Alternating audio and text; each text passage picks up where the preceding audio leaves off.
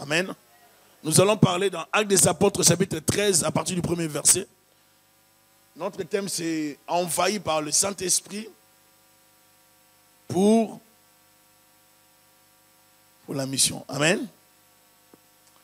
Envahi par le Saint-Esprit, par la présence du Saint-Esprit pour la mission. Actes des Apôtres, chapitre 13, à partir du premier verset. Est-ce qu'on peut lire ensemble? Il y avait dans l'église d'Antioche des prophètes et des docteurs.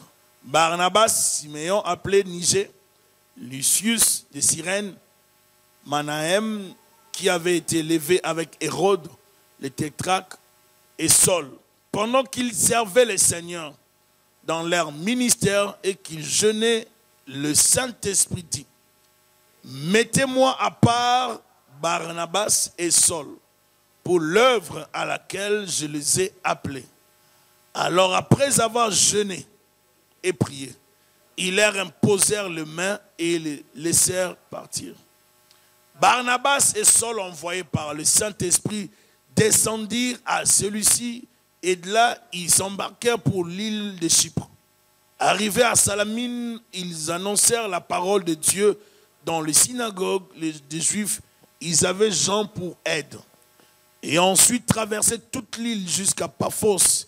Ils trouvèrent un certain magicien, faux prophète, juif nommé Bar-Jésus, qui était avec les proconsuls Sergius Paulus, homme intelligent.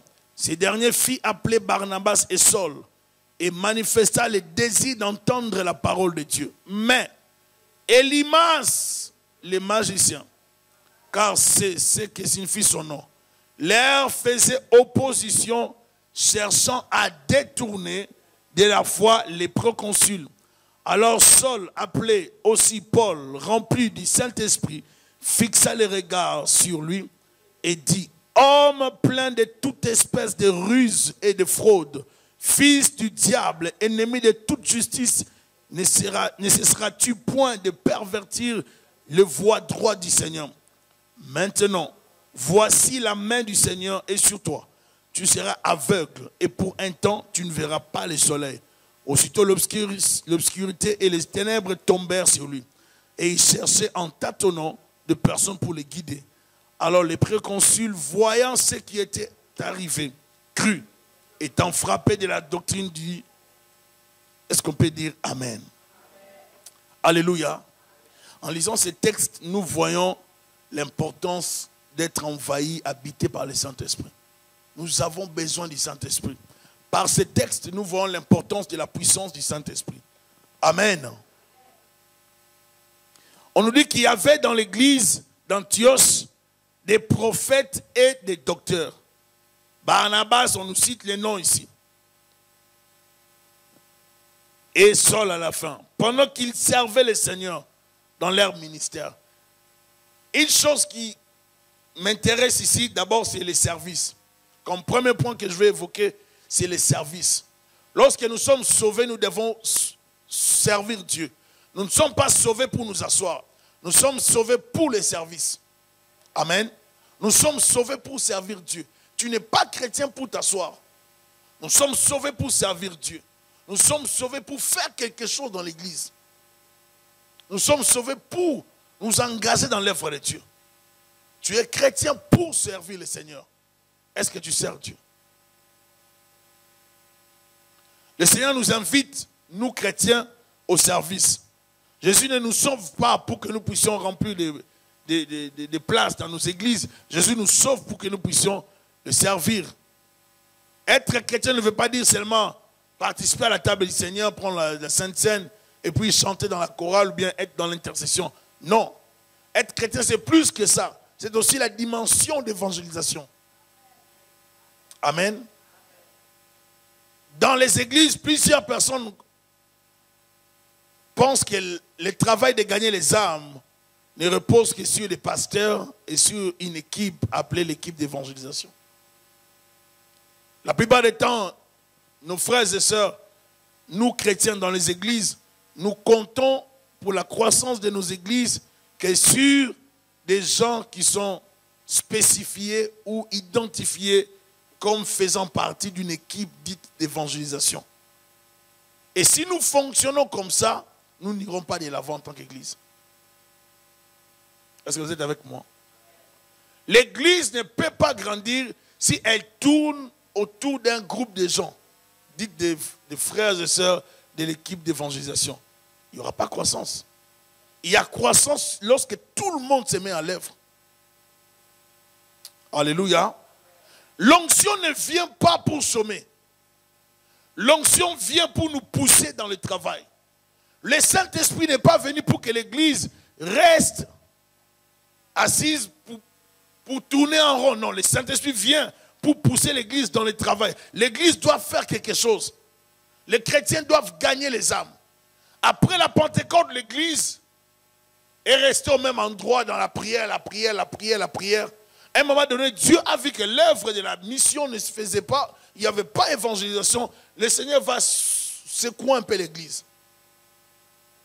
Le Seigneur va permettre la persécution dans l'Église.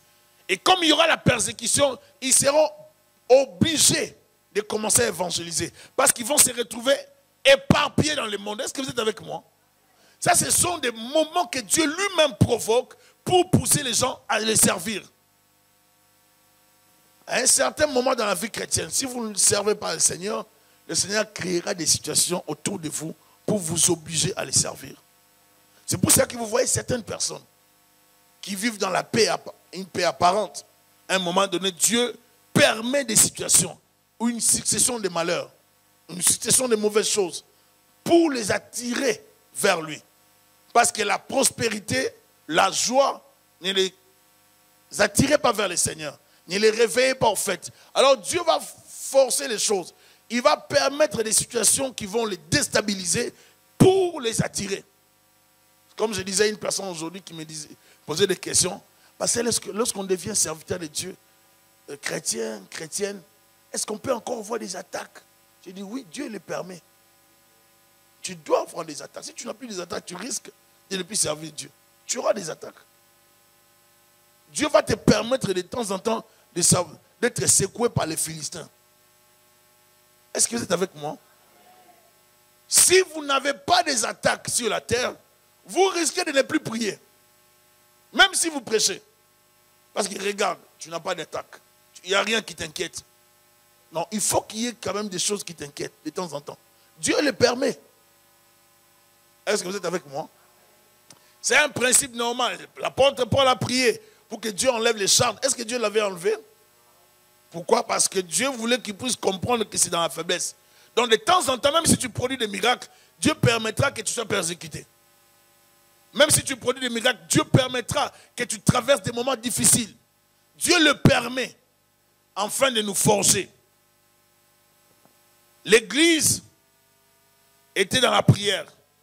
Et la Bible nous parle ici qu'ils étaient tous au même endroit dans la prière. Pendant qu'ils servaient le Seigneur dans leur ministère et qu'ils gênaient. Le Saint-Esprit dit, mettez-moi à part Barnabas et Saul pour l'œuvre à laquelle je les ai appelés. Pendant qu'ils servaient le Seigneur, l'appel ne vient que lorsqu'on est dans le service de Dieu. Lorsqu'on se donne au Seigneur, là l'appel se clarifie. Ici, ils étaient déjà appelés. Ici, Paul était déjà appelé. Déjà, on a déjà vécu Acte 9. Maintenant, ici, Dieu est en train de donner des orientations. Vous devez savoir ceci. La clarté dans un appel est aussi progressive. Amen.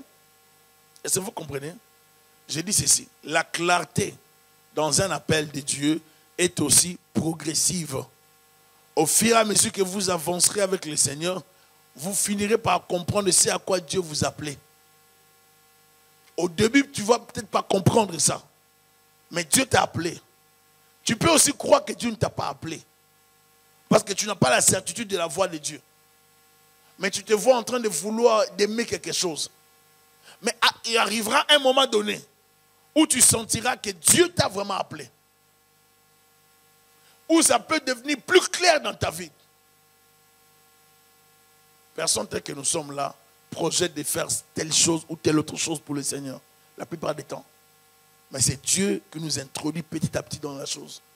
Tu vas te retrouver en train de servir Dieu dans un domaine auquel tu ne pensais même pas. tu ne savais pas que tu allais le faire. Et Dieu peut te permettre de passer dans un domaine. Ce n'est pas à ça que Dieu t'appelle. Comme je viens de dire, l'appel est aussi progressif. La révélation de l'appel est progressive. Tu vas te rendre compte, après 5 ans de travailler dans un ministère, Dieu te sort de ces domaines dans lesquels tu fonctionnais pour t'introduire dans un autre domaine. Parce que Dieu t'apprend à les servir. Dieu t'apprend à les... Pourquoi les services? Les services protègent. Les services nous donnent de droits. Celui qui sert peut réclamer des choses auprès du Seigneur. Celui qui ne sert pas n'a pas de droits. Vous savez, vous n'avez pas d'intérêt. Dieu ne voit pas son intérêt en fait. Vous ne produisez rien pour le royaume. Vous êtes là que pour bénéficier. Dieu a plus de regards, ou son regard se tourne plus vers les gens qui produisent pour le royaume. Alléluia. La révélation de votre appel est encore progressive. Pourquoi? Parce que Dieu va t'appeler. Lorsqu'il a appelé Samuel, Samuel ne savait pas, n'est-ce pas? Il a entendu la voix, il est allé voir le sacrificateur. Le sacrificateur lui a dit, je ne t'ai pas appelé. Il est retourné. Il a encore entendu. Donc ne dormez pas, mes sœurs et mes frères, ne dormez pas. Amen. Il a entendu la voix. Merline, redresse-toi un peu bien. C'est ça, ma soeur. C'est à Cathy la même chose. Alors, Dieu a parlé, il a appelé. Les messieurs ne comprenaient pas. Les jeunes hommes ne comprenaient pas. Dieu appelle, il ne comprend pas. Il part voir l'homme de Dieu. L'homme de Dieu lui dit, je ne t'ai pas appelé. Après, l'homme de Dieu va lui dire, cette fois-ci, si tu entends, il lui donne comment réagir. Mais au début, Dieu ne lui avait pas dit qu'il était prophète. Est-ce que vous êtes avec moi? Mais c'est progressivement qu'il a découvert son ministère. Des fois, Dieu commence avec vous dans des signes. Il vous donne des indices. Il y a plusieurs personnes qui ont déjà reçu les signes de l'appel de Dieu, femmes comme hommes, mais qui n'ont pas saisi l'appel de Dieu. Il y a plusieurs servantes de Dieu qui n'ont pas saisi l'appel de Dieu. Plusieurs servantes de Dieu. 1, parce que leur mari ne voulait pas. 2, parce que leur fiancé ne voulait pas ou ne croyait pas aux choses de Dieu. 3, peut-être parce que la sœur en question, elle aimait beaucoup le Seigneur, elle avait aussi l'appel de Dieu, mais elle est allée elle-même choisir quelqu'un qui allait bloquer son ministère. Est-ce que vous me comprenez? Il y a des dons de Dieu qui sont dans certaines maisons. Je dirais en d'autres termes, il y a des prophétesses, des servantes de Dieu qui ont éteint les dons comme ça. Parce qu'elles n'ont pas su choisir.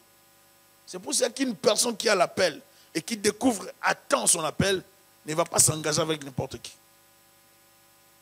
Est-ce que vous comprenez de quoi je parle? Amen. Et la même chose aussi pour un homme qui voit déjà les signes de son appel. Attends, tu ne peux pas t'engager avec n'importe quelle femme.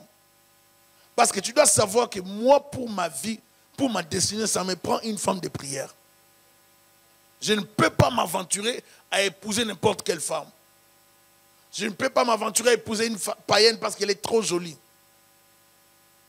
Si tu es un serviteur de Dieu qui suit une femme comme ça veut dire que, 1, tu n'es pas mature.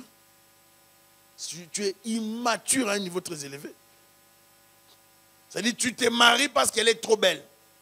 Donc, toi, c'est ça les critères. C'est impossible. Ce n'est pas normal. Tu dois te marier avec elle. Elle te plaît, oui. Mais il doit y avoir les critères de base, la spiritualité. Elle doit aimer la vie de l'église.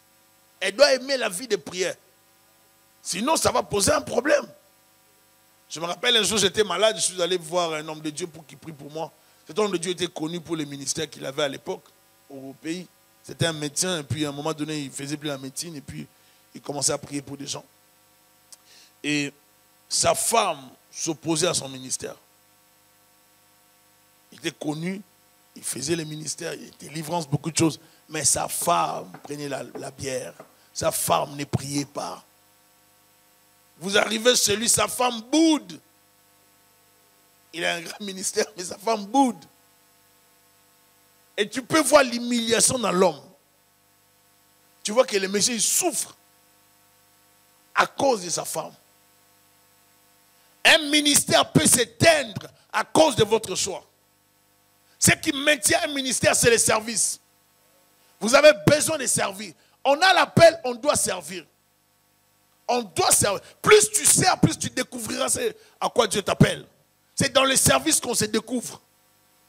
Vous savez, Dieu peut commencer à vous utiliser dans les guérisons lorsque vous exercerez, n'est-ce pas, le ministère de guérison. Commencez à prier pour des gens. Si vous ne croyez pas que Dieu peut vous utiliser dans ce domaine, vous ne vivrez pas la main de Dieu. Tu veux voir Dieu t'utiliser. Tu dois développer la vie qu'on appelle la vie de prière.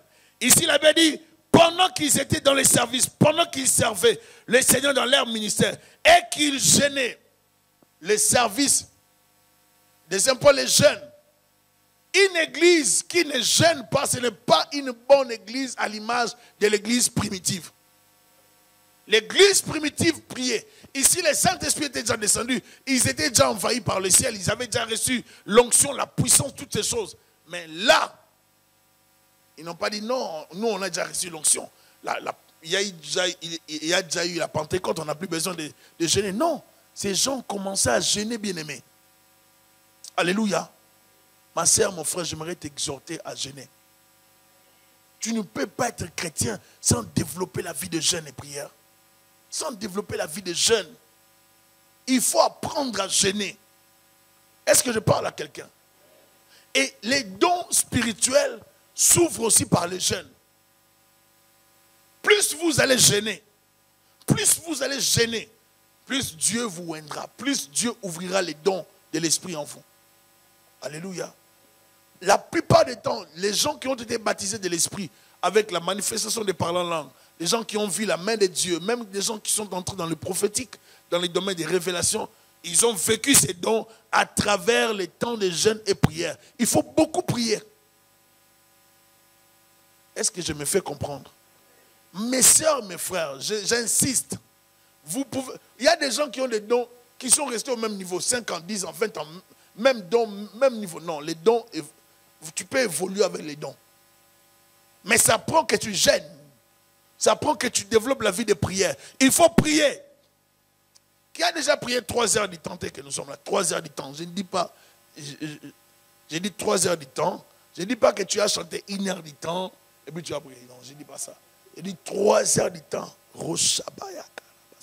Seigneur Jésus, j'ai besoin de toi. J'ai besoin de te voir pour ma vie, pour ma famille. 3 heures. Montre-moi ta main. 3.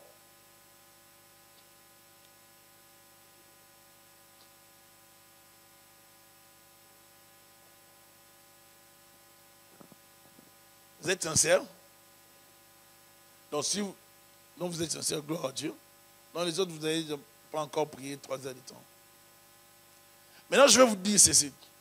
Dans la vie chrétienne, apprenez à relever certains défis. Amen. Qui a déjà lu tout le Nouveau Testament? Non, ne dites pas, si vous avez lu Jean aujourd'hui, tu es arrivé jusqu'au chapitre 20, tu as laissé, tu as oublié même que tu t'es arrêté au chapitre 20, et puis tu te retrouves dans Actes des Apôtres, là ça pose un problème. Bien, tu as commencé Actes des Apôtres au chapitre 18. Non, tu n'as pas lu tout le Nouveau Testament. Qui a déjà lu tout le Nouveau Testament? Est-ce qu'il y a quelqu'un qui a déjà lu tout l'Ancien Testament? Amen. Est-ce qu'il y a quelqu'un qui a déjà lu toute la Bible? Ta Biblia. Vous voyez, il y a des défis à relever. Amen. Il y a des choses que nous devons relever. Nous ne pouvons pas servir Dieu sans les connaître davantage. Nous devons mieux connaître notre Dieu. Tu dois avoir les soucis de connaître le Seigneur. La Bible, c'est la lettre de Dieu. La lettre d'amour. Ça nous parle de l'histoire de Dieu et son peuple. Nous devons la connaître. L'année qui arrive, tu dois te donner les défis. Ce qui me poussait à beaucoup prier, c'est les défis que je m'ai lancés. je vais faire 1 heure du temps aujourd'hui. Je vais faire 2 heures du temps aujourd'hui. Je vais faire 3 heures du temps. Je vais faire 4 heures du temps. Je vais faire 5 heures du temps. Je vais faire 6 heures du temps. Je vais prier toute la nuit. Si tu sais que tu as des problèmes et que tu as certaines réalités, ça prend que tu pries. Dors. Je vous donne les secrets. Dormez 1 heure, 2 heures de temps. Vous aurez assez d'énergie pour prier la nuit. Prenez le temps de prier. Les apôtres n'ont pas été utilisés parce qu'ils croisaient les bras. C'était des hommes et des femmes, ou l'église primitive, c'était rempli des hommes et des femmes qui aimaient la prière. Ils n'ont pas vécu sans la prière. Comment voulez-vous vivre les miracles aujourd'hui s'il n'y a pas la vie des jeunes? C'est pour ça qu'il n'y a pas de miracles dans l'église. C'est pour ça que nous ne vivons pas les surnaturels. Parce que nous, les hommes de Dieu, nous ne vivons pas dans les jeunes. L'église a un sérieux problème parce que les chrétiens ne prient pas. Comme je l'ai dit la fois passée, il y a plusieurs serviteurs de Dieu qui n'ont plus la vie des jeunes.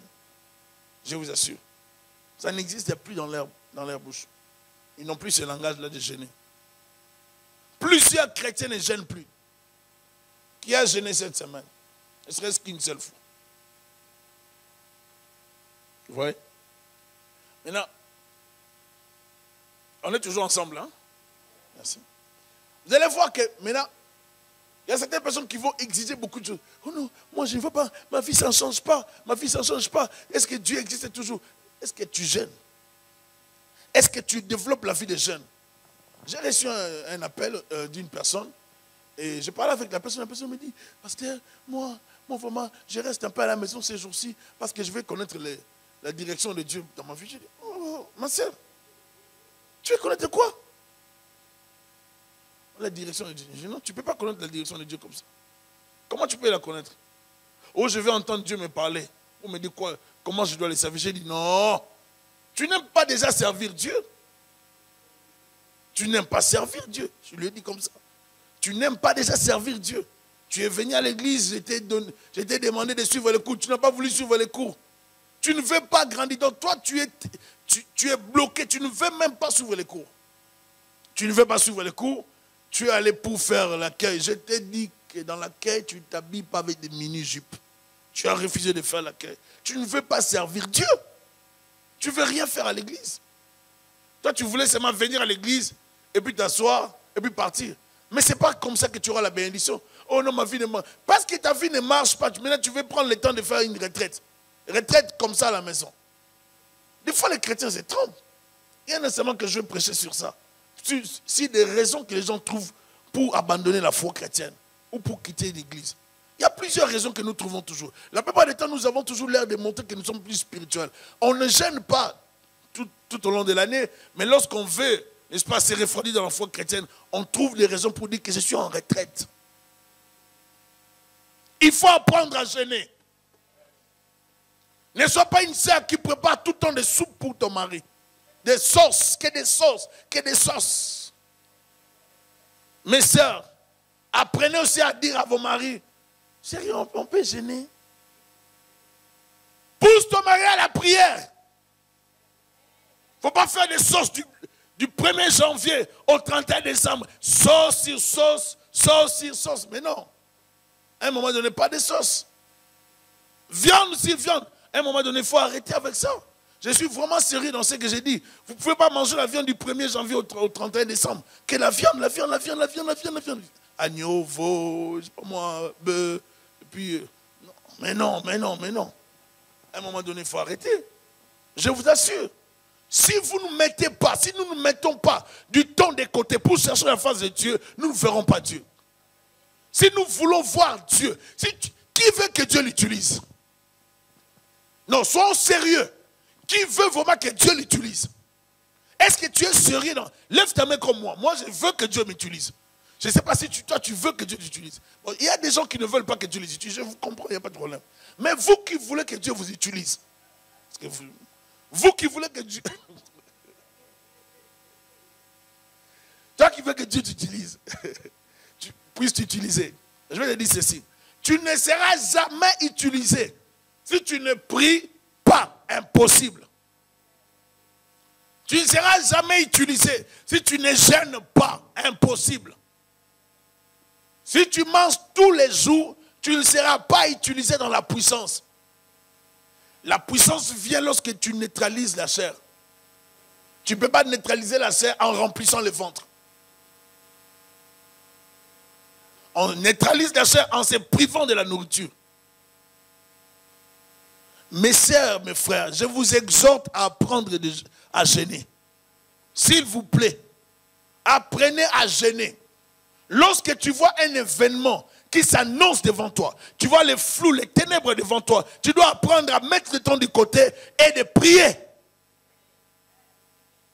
Tu vois déjà comment ça se passe dans la vie de ta fille, de ton fils, de tes enfants.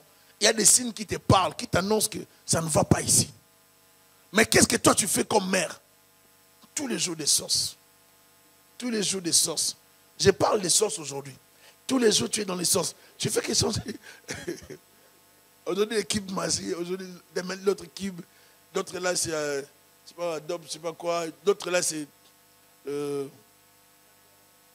ouais, c'est tout ça. Vous changez de goût, vous changez de goût. Il y a un truc là que ma femme mettait des fois. C'est jaune comme ça, des poussières. De quoi? Ouais, je crois à base, s'il vous plaît. On peut tout changer ces choses-là. Base de poulet, cube magie, de l'ail, tout ça.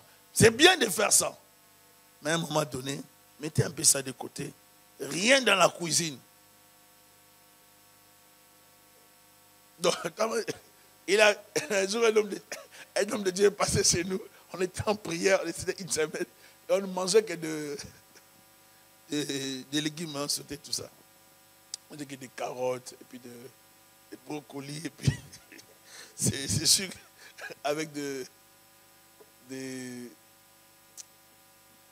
poivrons, toutes ces choses-là. C'était que ça qu'on mangeait. Et c'est quoi ça? Non, on est en prière. Non, il faut arrêter quand même.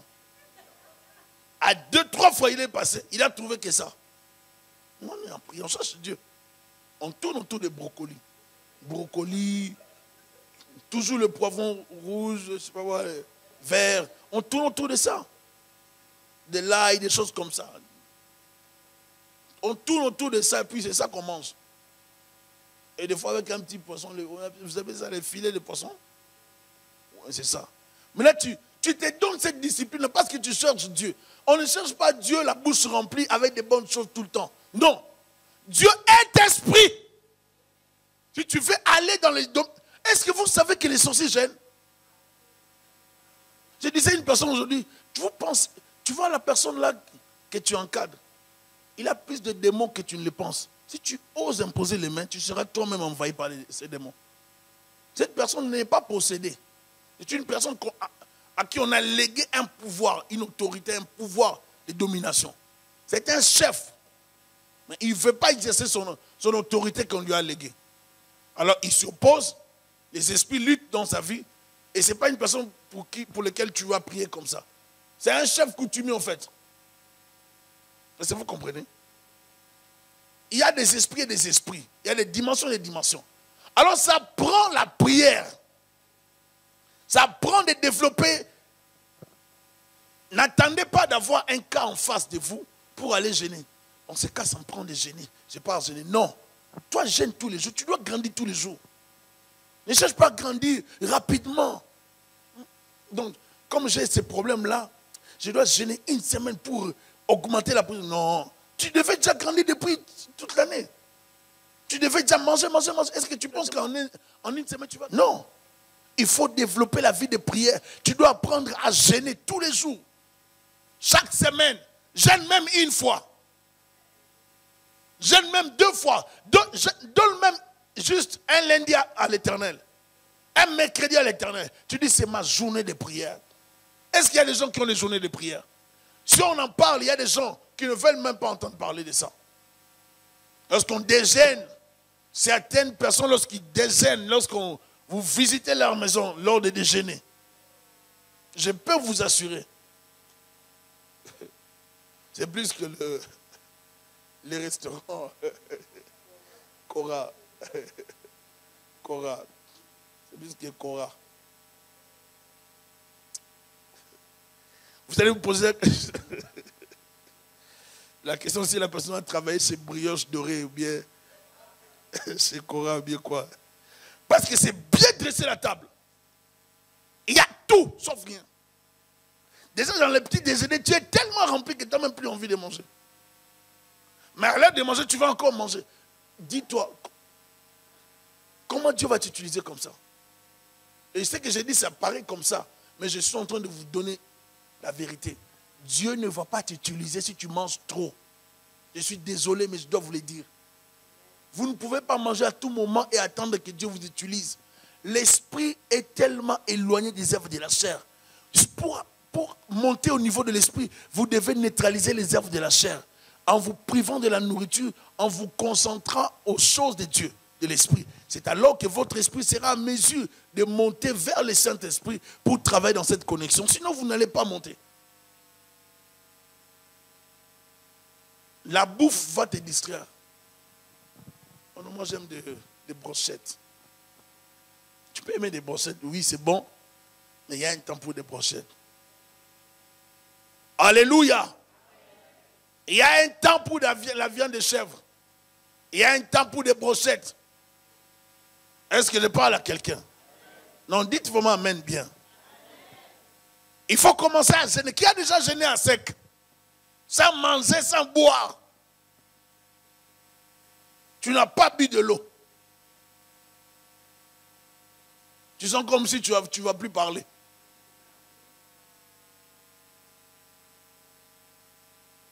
Un jour, 2 jours. Qui a déjà fait 3 jours de jeûne à sec? Qui a déjà fait 4 jours? Maintenant, si on pose, en quelle année tu as fait ça? Il y a des gens qui ont fait cette année. Cette année, montre-moi. Ah, donc tu as fait cette année, gloire à Dieu. Toi, tu as fait cette année. Il y a quelqu'un d'autre qui a fait cette bijouterie aussi cette année. Donc, vous n'avez pas...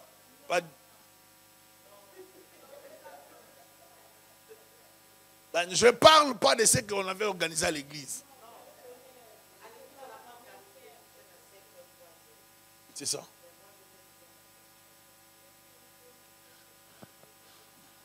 Oui. Donc, vous voyez, c'est très bien. Je ne dis pas qu'il faut tout le temps faire ça. Je ne te dis pas de faire ça. Tu vas nous créer des problèmes pour rien. Je ne dis pas ça. Je vais seulement dire ceci. Qu'il faut apprendre. Il faut apprendre à gêner. Amen. Parce que si tu n'apprends pas à gêner, tu ne vas pas faire grandir ton esprit. L'esprit a besoin de grandir. Il ne grandit pas par la nourriture. Si tu manges, c'est le corps qui prend la force. Si tu ne manges pas, c'est l'esprit qui prend la force. Maintenant, nous devons comprendre que l'esprit a besoin de la force pour travailler dans les services de Dieu. Et si tu ne manges pas pour chercher Dieu, ton esprit va mûrir. Il sera solide. C'est pour ça que certaines réalités de ta famille, ça ne prend que les jeûnes et prières. Certains démons, tu vas t'opposer. Tu vas t'opposer à leur attaque, à leur activité par des jeûnes et prières. Tu vois que tes enfants sont combattus. Entre dans la prière. Jeûne pour ta famille. Jeûne pour ton mari. Tu ne peux pas dire à ton mari, je te soutiens, mais alors que tu manges. Chérie, je te soutiens, tu auras ce travail-là. Mais tu n'as pas tu l'as soutenu comment? En mangeant? Tu l'as soutenu comment? En gênant? Tu n'as rien fait, tu sais que tu préparais. Ce sont des paroles d'amour. Mais dans les jeûnes, on n'a pas besoin de paroles d'amour. Jeûne! Il faut gêner. Il ne faut pas des paroles d'amour juste pour bercer une personne pour, dans le sens du poids. Non, non, c'est pas ça. Il faut gêner. Tu te dis, chérie, je te soutiens. Soutiens-moi pour de vrai. Ce n'est pas des paroles pour me calmer. Quelqu'un dit amen. Hein? Comme ça, les sœurs, vous comprenez. Et toi aussi, frère, quand tu dis à ta femme que tu la soutiens, je ne t'ai pas oublié, tu dois gêner. Les soutiens, c'est dans les jeûnes. C'est dans la prière. Ta femme est malade, toi tu manges. Et des fois, tu manges comme si elle n'était pas malade. Ton mari a des problèmes. Tu veux seulement que Dieu bénisse ton mari, mais tu ne fais rien pour que Dieu le bénisse. Tu jeûnes? Est-ce que tu pries? Est-ce que tu jeûnes pour ton mari? Est-ce que tu veux que Dieu visite ton mari? Est-ce que tu veux que Dieu visite tes enfants? Nous devons apprendre à jeûner. Les apôtres qui étaient oués par le Seigneur, ils pouvaient se dire, nous on n'a plus besoin de ça. Nous on a déjà reçu l'onction. Nous c'est déjà l'appel maintenant qui est confirmé. Vous savez, des fois lorsque les gens reçoivent l'appel, et surtout les nouveaux serviteurs, hein, lorsqu'ils voient qu'ils commencent à prêcher ou bien Dieu les utilise, ils pensent que le monde commence par eux. Non, les apôtres là ont vécu des choses que nous on n'a même pas expérimentées. Mais ils n'ont pas arrêté la même voie d'approvisionnement. Il ne faut pas arrêter de faire la chose qui vous a propulsé là où vous êtes arrivé. Vous ne devez pas arrêter de prier parce que Dieu vous a déjà oint. Non, vous devez continuer à prier. Vous devez continuer à jeûner. Je vais expliquer le pourquoi du jeûne. Lorsque nous jeûnons, nous neutralisons les œuvres de la chair. Celui qui jeûne beaucoup, qui sert Dieu avec des jeûnes et des prières, aura du mal à pécher. Mais celui qui ne jeûne vraiment pas, mais qui sert Dieu, parce que vous savez qu'en service, dans les services, vous êtes toujours attaqué. Celui qui sert Dieu est attaqué à tout moment. Et dans les services, les attaques que vous subissez produisent dans la chair des pulsions, des sentiments, des choses bizarres. Vous êtes toujours avec moi? Maintenant, si vous ne développez pas la vie de jeûne, la vie de prière, les attaques que vous subissez vont développer en vous la vie du péché. C'est pour cela que vous voyez, on se retrouve avec des serviteurs qui, au fond, aiment Dieu, mais à cause de leur négligence de la prière, ils ont développé beaucoup de choses. C'est-à-dire, un homme de Dieu avec trop de légèreté, ou bien en même temps impudique, il tombe facilement parce qu'il n'a pas développé la vie de prière, parce qu'il n'a pas développé la vie de jeûne. Par les jeûnes, nous sommes en train de neutraliser les œuvres de la chair. Nous sommes en train de faiblir la chair. Comment tu peux finir un temps de jeûne et prière? Tu sors de 4 jours de prière, 3 jours de prière, 1 semaine de prière, et puis tu dragues. Tu dragues. Non, si tes sentiments te poussent à draguer, tu as un problème. Tu ne peux pas draguer. Tu finis de prier comme ça, jeûne et prière. Tu sens que même tes cheveux sont atteints par la puissance de Dieu. Et puis toi, tu pars voler. Tu pars créer des problèmes aux gens. Non, tu auras même du mal à mentir. Tu auras même du mal à calomnier. Tu auras même du mal à parler des bêtises. Pourquoi? Parce que la présence de Dieu a tellement envahi ton esprit. La présence de Dieu a tellement occupé ton intérieur. Tu ne peux plus. Développe la vie des jeunes. Il y a des gens qui ont des dons tels que nous sommes là. Est-ce que je parle à quelqu'un? Alléluia. Pendant que je parle, j'ai dit ceci. Ne me secouez pas seulement la tête. Secouez la tête et regardez-moi.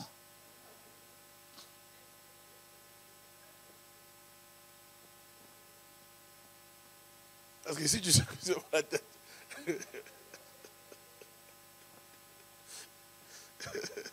faites beaucoup d'efforts, mes soeurs, mes frères.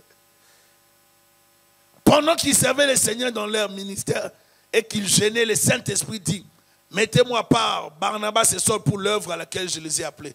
C'est dans les services que Dieu a appelé. Ils servaient et gênaient. Et Dieu a parlé. Écoutez, c'était une église qui était bénie par des enseignants et par des docteurs.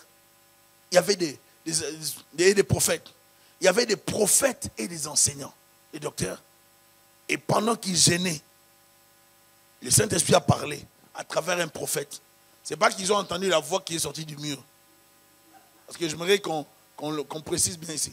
Comme on dit, le Saint-Esprit a parlé, quelqu'un m'a dit, oh, vous voyez l'église primitive, hein? Ils étaient là en train de prier, ils ont entendu la voix du Saint-Esprit. Oh, mettez-moi à part, Paul et Barnabas. Non, c'est quelqu'un qui a donné une prophétie. Mais celui qui nous rapporte a préféré utiliser cette façon d'écrire. C'est tout. La foi n'est pas sortie du mur. Pas du tout. Et surtout pas des plafonds. Parce qu'on peut bâtir juste une doctrine à cause de ça. Nous, on n'a pas besoin de prophéties, de prophètes. Nous, on entend la voix qui sort du mur. Ça, c'est un démon. Maintenant, vous savez comment attraper les faux. Mettez-moi à part Barnabas et Saul pour l'œuvre à laquelle je les ai appelés. Regardez comment cette église primitive était. Était une église disposée au surnaturel. Ils étaient déjà envahis par la puissance de Dieu. Ils n'ont pas arrêté de chercher la puissance de Dieu. L'Esprit était descendu sur eux. Et l'Esprit a encore parlé. Mettez-moi à part Paul et Barnabas. Je vais leur confier un travail particulier. Alléluia. Alors, après avoir gêné et prié, ils leur imposèrent les mains et les laissèrent partir. Ils ont gêné, ils ont prié. Et on leur a imposé les mains, n'est-ce pas, pour les bénir, pour les consacrer, pour les accompagner. L'Église n'a pas procédé à leur bénédiction sans le jeûne. L'Église les a bénis après avoir jeûné et prié. Vous devez apprendre à jeûner et prier. L'année va commencer. Lorsqu'on donne aux gens le programme de prière, les gens ne veulent pas. Mais dans la même année, on veut voir la main de Dieu. Comment tu as commencé ton année? Comment tu commences ton année? Parce qu'à la fin de cette année, plusieurs vont pleurer. Si nous sommes sincères, il y a des gens qui vont souffrir dans leur cœur. Parce qu'ils n'ont pas atteint certains objectifs. Mais j'aimerais dire aujourd'hui qu'il y a encore la possibilité de faire mieux en 2016 qui arrive. C'est possible, ma soeur, mon frère. Certaines réalités de nos vies, ça prend seulement la vie de prière. Nous, les chrétiens, nous n'avons pas d'autre chose à faire. Il n'y a pas d'autre formule magique. On ne peut pas te dire, si tu prends les tomates, tu mélanges avec l'ail, tu prends de l'huile d'olive, tu ajoutes dessus, et tu prends les pois, je ne sais pas, des chars, puis tu mets là, et tu brûles. L'onction qui sortira de là. C'est ça que tu vas faire. Ça. Non, il n'y a pas de formule comme ça dans la Bible. C'est la prière et c'est le jeûne. Et c'est tout. Quelqu'un peut dire amen? Oh non, si tu récupères seulement un chimpanzé, tu le tues, tu prends ça. C'est pas ça. Dieu nous dit, est-ce que c'est compliqué ça? Est-ce que le Seigneur vous dit, allez chercher la tête d'un animal dans la forêt? Si vous voulez voir l'onction. Dieu dit, jeûnez. Dieu nous dit, priez, vous avez tout pour prier. Qui prie au moins une heure par jour ou bien 30 minutes par jour? Si tu sais que tu ne le fais pas, ne lève pas ta main.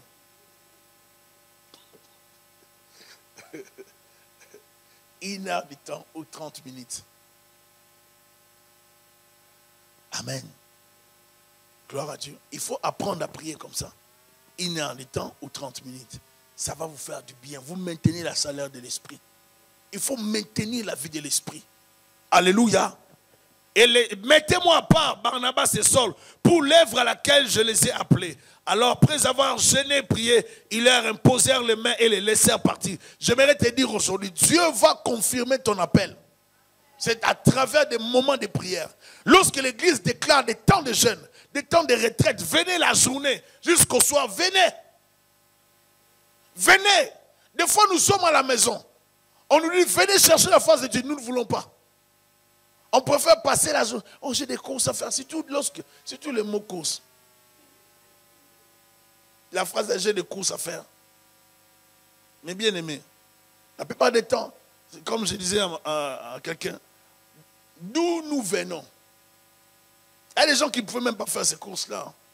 Les courses. Vous comprenez les courses, non? Non, parce que j'ai des courses à faire. Moi, ça me prend au moins 3 jours. Là, ah bon? Tu as des courses à faire. Tu n'as pas prié. Tu n'as pas le temps de prier. Toi, tu demandes des courses. Les courses, là, sont des dépenses, au fait. Oh, moi, je n'aime pas trop. Mes enfants ne sont pas habitués avec les choses un peu de maxi. Moi, c'est Loblaws. Parce que mes enfants mangent bien des choses de IGA. Là, tu dépenses beaucoup. Tu leur donnes des bonnes choses de qualité d'après toi. Dans le domaine spirituel. Est-ce que tu investis spirituellement ou tu investis seulement dans la nourriture? Eh, mes enfants, ils ont des baskets de qualité. Hein? Les manteaux aussi de qualité. Et c'est griffé. Comme je vis un jour, je parlais avec une personne et j'ai vu les biberons de son enfant, les biberons griffés. Je ne savais pas qu'il y avait des biberons griffés. Et ces jours-là, j'étais choqué. J'ai dit, ah bon? Donc nos enfants ont des problèmes. Ici, il y a des biberons griffés. J'ai dit qu'il y a des biberons griffés. Des grandes marques. Donc, des enfants qui portent des baskets. Un petit enfant qui a des baskets griffées. Tout griffé, tout griffé, tout griffé. Mais qu'est-ce que vous lui donnez comme avenir? Un sapin?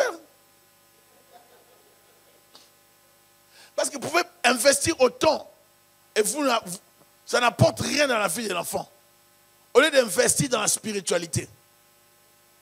Il y a plus de fiabilité dans la spiritualité que dans les matériels. Alléluia. J'aimerais vous encourager, mes sœurs, mes frères, à apprendre à jeûner. Vous avez un problème. Vous avez besoin de directives. Mettez le temps de jeûner et de prier. Tu veux faire un projet, tu veux aller quelque part, tu veux rencontrer quelqu'un, tu veux faire quelque chose. Prends le temps de jeûner et de prier pour la chose. Même si tu n'entends pas la voix de Dieu audiblement, prends le temps de prier. Dieu te parlera même à travers ta mère. Dieu te parlera même à travers un frère, même à travers ta petite fille, même à travers ton petit garçon. Quelqu'un parlera, tu entendras une voix d'une personne, si tu es sensible. Parce que la Bible dit, Dieu parle cependant tantôt d'une manière, tantôt d'une autre, on y prend point garde. Parce que Dieu parle par tout le monde. S'il a utilisé la bouche d'un animal, il peut utiliser même ton enfant. J'ai dit à quelqu'un que Dieu nous parle. Dieu te parle, je te dis. Ton petit garçon peut te livrer une phrase, mais c'est une prophétie de la part du Seigneur. Ton enfant peut te livrer, ta petite fille, te livrer une prophétie le matin, un rêve. C'est Dieu qui t'a parlé. Ne cherche pas, c'est que Dieu te parle. Tout le monde n'est pas prophète. Je répète, tout le monde n'est pas prophète. Mais tout le monde peut être prophétique. C'est-à-dire, quand Dieu te parle à travers une personne, tu peux entendre la sœur Alda libérer une phrase, mais la phrase qu'elle sort, ce n'est pas pour la sœur Carole, mais c'est pour toi. Parce que toi, dans ton esprit, tu sais analyser rapidement et discerner. Dès qu'elle sort la phrase, tu dis, oh, merci Seigneur. C'est l'information que j'ai cherchée. Dieu peut te placer dans une conversation après les cultes. Les gens se saluent, se parlent, et pendant qu'ils parlent, tu étais là, tu entends quelque chose. Or, c'est une information pour toi. C'est ça la révélation de Dieu. Je vais expliquer quelque chose. La révélation de Dieu n'est pas toujours à tout moment lorsqu'on entre en transe. La révélation de Dieu, c'est même dans la conversation, lorsque Dieu prend l'autorité sans nous aviser qu'il nous parle. Il met une phrase, une parole dans une personne. Cette parole va sortir, va jaillir de la personne. La personne elle-même n'est pas informée qu'on l'utilise. La personne va libérer une parole prophétique pour toi. Si toi tu es là et tu entends cette parole, prends ça pour toi. C'est ça la révélation de Dieu. Je vais expliquer ceci. Dans l'histoire de la révélation biblique ou l'histoire du salut, Dieu, dans tout ce que nous lisons dans les Écritures, les erreurs d'Abraham, quand il a pris Agar, quand il est allé, toutes les bêtises d'Abraham, hein, c'est ça l'histoire de la révélation. Est-ce que vous comprenez? Les erreurs de Moïse, c'est ça l'histoire de la révélation. Les bonnes et les mauvaises choses, tout ça, ça compose la révélation. Dieu nous présente leur vie. Les bons côtés et les mauvais côtés. Les mauvaises choses, les bonnes choses. Dieu dit, regardez comment étaient mes serviteurs. Vous devez éviter ça que vous avez vu dans Isaac. Vous devez éviter ça que vous avez vu dans Jacob. Mais regardez comment je vous présente. Leur vie nous parle directement. Et maintenant, quand on veut comprendre les domaines de la révélation, vous devez savoir que Dieu vous parle par plusieurs événements. Alléluia. Tu cherches à faire des affaires, à aller à Dubaï, ou bien à Hong Kong, ou bien je ne sais pas où, assez de choses. Tu te retrouves à la fin du culte, il y a un frère, une sœur qui venait de là, qui parle à un autre. entre un peu dans la causerie, pose une question. Et tu entends une information capitale pour ta vie. C'est ça la révélation. N'attends pas que Dieu te parle par la prophétie directe comme ainsi te parle l'Éternel. Tu devais aller à Hong Kong, mais tu ne rappelles plus. Non, écoutez, là tu ne comprends pas. Dieu te parle par... Et ce que je dis, c'est tellement vrai. Et c'est comme ça que Dieu parle. Dieu ne te place pas à ce bon endroit, au bon moment pour rien. Il te place là pour que tu entendes quelque chose, afin que tu prennes une décision. Et même pendant que je parle maintenant, les paroles qui sont en train de sortir dans la parole, dans la prédication, dans ces paroles, vous aurez votre part. Si tu n'es pas sensible, tu n'auras rien. C'est-à-dire que tu sortiras d'ici seulement avec la prière et non avec la parole. Mais si tu es sensible, tu comprendras que Dieu t'a parlé. Il y aura une portion de toi. Alléluia. J'ai dit à quelqu'un que Dieu te parle. Dieu utilise les enfants. Est-ce que vous savez que les enfants, Dieu les utilise beaucoup? Dieu donne aux enfants des fois des visions, des choses, des révélations, des messages.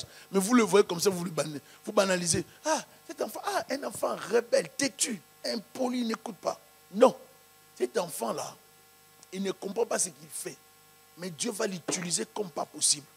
Vous soyez seulement sensible à la voix de Dieu. Alléluia. Papa, regarde, j'ai rêvé aujourd'hui. Arrête! Tu n'as pas donné à l'enfant le temps de te parler. Tu as bloqué les messages. Et l'enfant va aller jouer, il va se perdre. Tu as étouffé un don. La petite fille vient te voir. Ta femme te dit, chérie, regarde, j'ai vu quelque chose.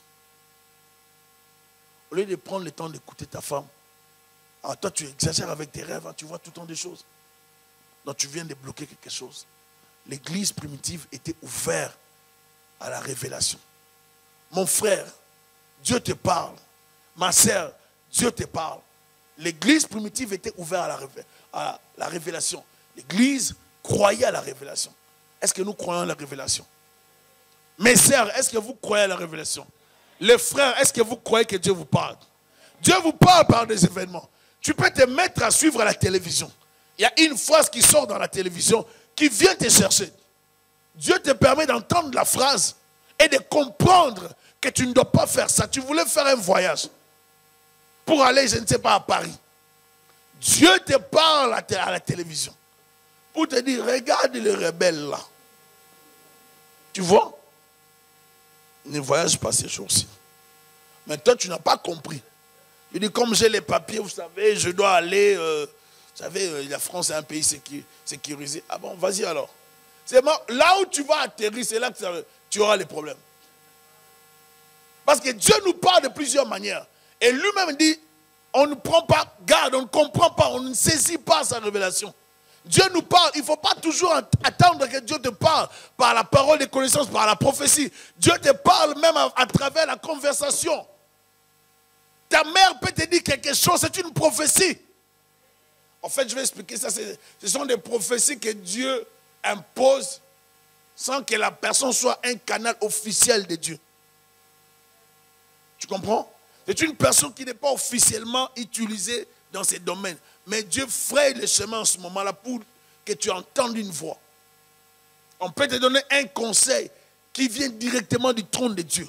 Mais Dieu choisit une personne, une sœur, un frère, une personne qui t'approche pour t'introduire dans une histoire. Si tu es sage, tu comprendras et tu vas saisir la révélation. Mais si tu n'es pas sage, est-ce que vous savez combien de gens qui regrettent aujourd'hui? Combien de gens qui pleurent aujourd'hui? Si j'avais suivi les conseils de tel monsieur, ces conseils-là, c'était Dieu qui t'avait parlé. Mais tu n'avais pas suivi ces conseils. Si j'avais seulement compris lorsque mon père me disait, ces conseils-là, ces jours-là, Dieu parlait par ton père.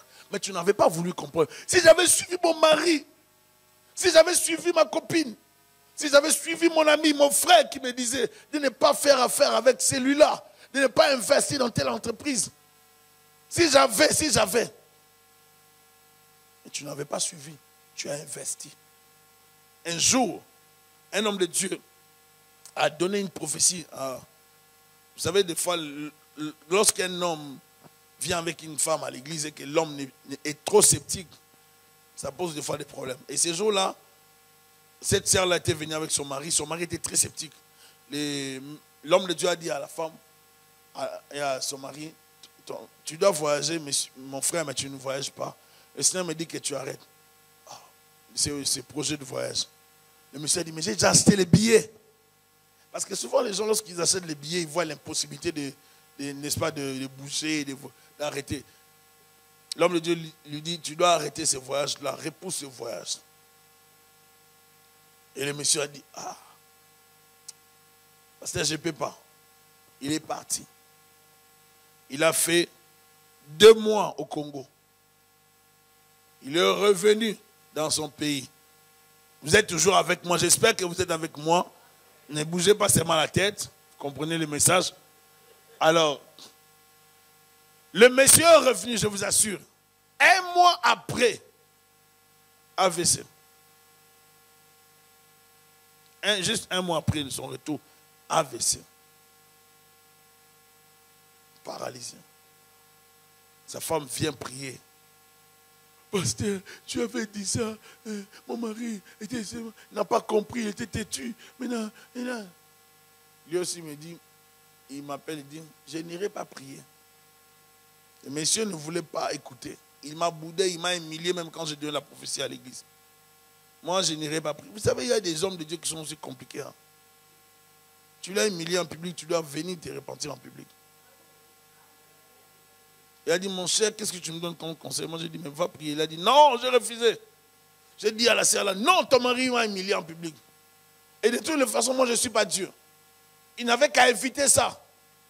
Il a préféré partir. Comme il avait acheté les billets, il ne pouvait pas négocier ça. C'est ça qui nous arrive. La plupart des temps, Dieu nous parle. Mais lorsque nous nous engageons dans une entreprise, nous ne voulons pas comprendre.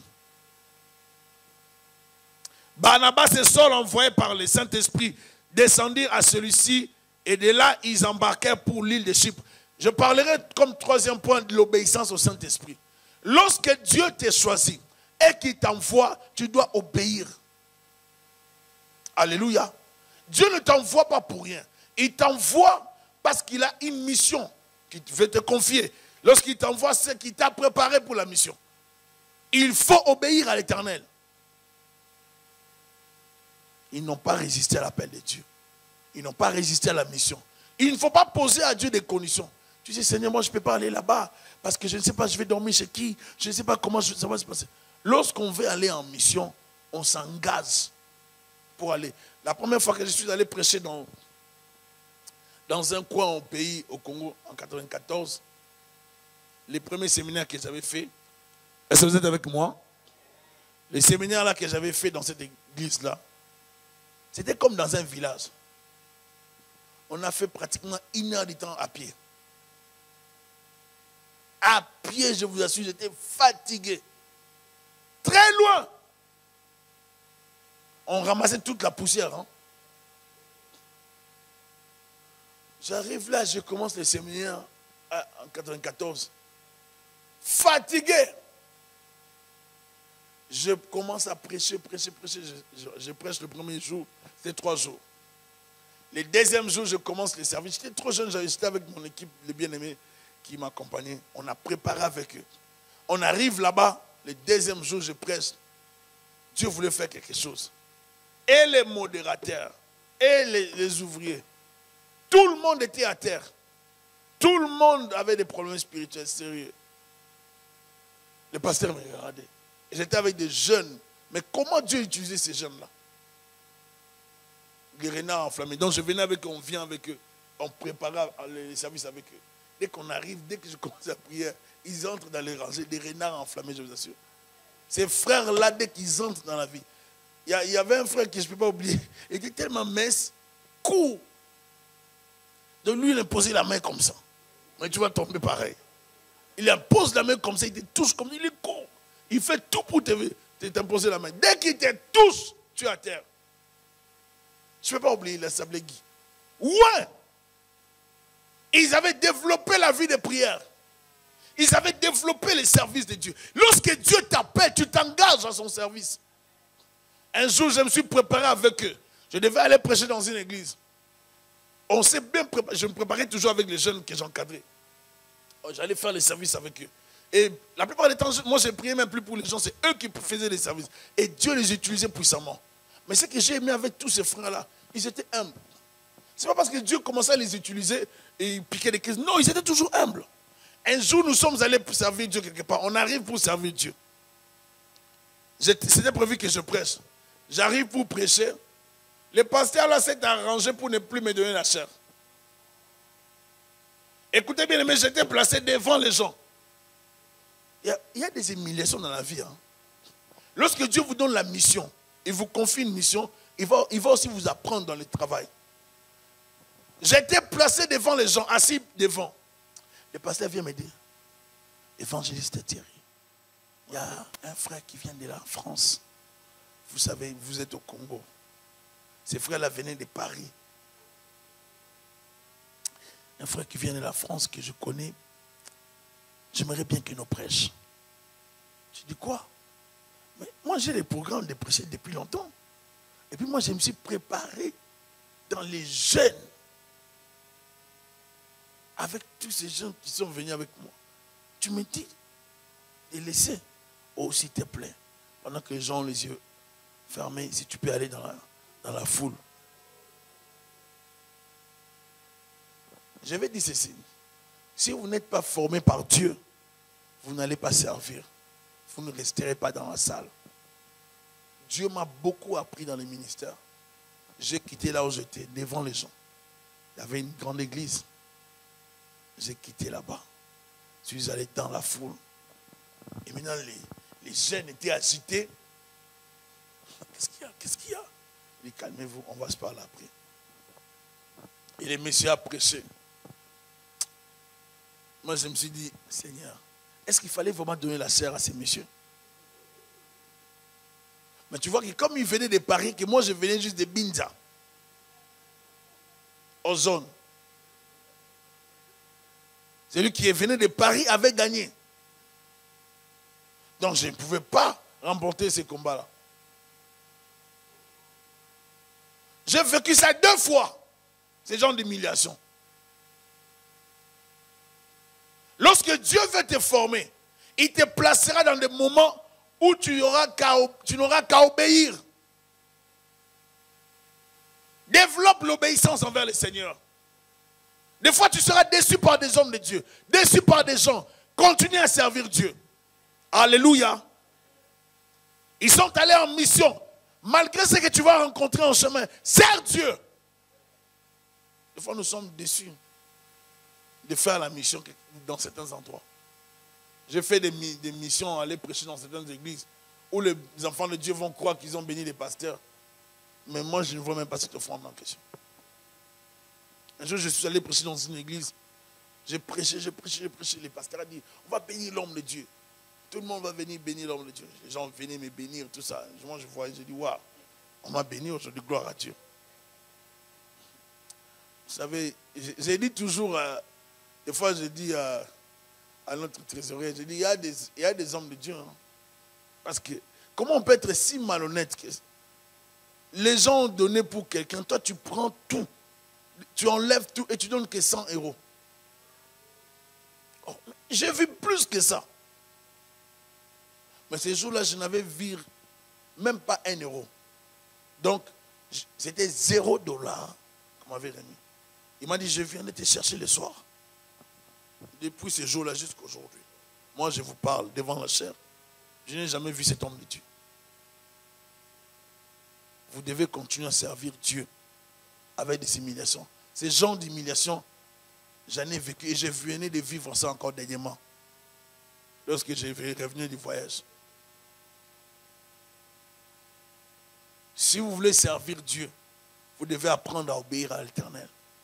Vous serez humilié dans certains endroits, mais vous devez rester fidèle à Dieu. Alléluia. Arrivés à Salamine, ils annonçaient la parole de Dieu dans les synagogues des Juifs. Ils avaient Jean pour aide. Malgré la situation que vous traversez, continuez à annoncer la parole de Dieu. Qui a déjà gagné une âme pour Jésus-Christ? Qui a déjà gagné quelqu'un pour Jésus-Christ?